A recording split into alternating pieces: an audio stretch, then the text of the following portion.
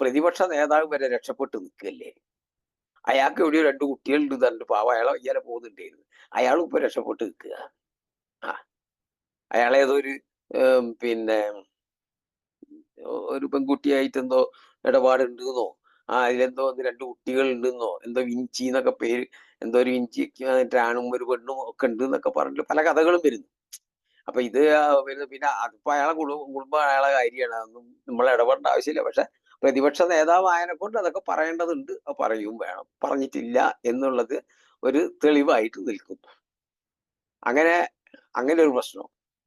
അപ്പൊ അതൊക്കെ ഇങ്ങനെ കുത്തിപ്പൊതിച്ച് അയാളെ പൗരത്വത്തിന്റെ ഒരു പ്രശ്നം. അങ്ങനെ പല പ്രശ്നങ്ങളായിട്ട് ഇങ്ങനെ വന്നുകൊണ്ടിരിക്കുന്നത്. കാരണം ഈ സുബ്രഹ്മണ്യ സ്വാമി എന്ന് പറയുന്ന ആള് ഏറ്റവും ഒരു മനുഷ്യനെ എങ്ങനെയൊക്കെ കുത്തിയിട്ട് തൊന്തറ പറ്റുമോ എന്ന് വിചാരിച്ചാൽ അതൊക്കെ ആക്കിയിട്ട് നടക്കലാണ് അയാൾക്കൊരു ഹോബി.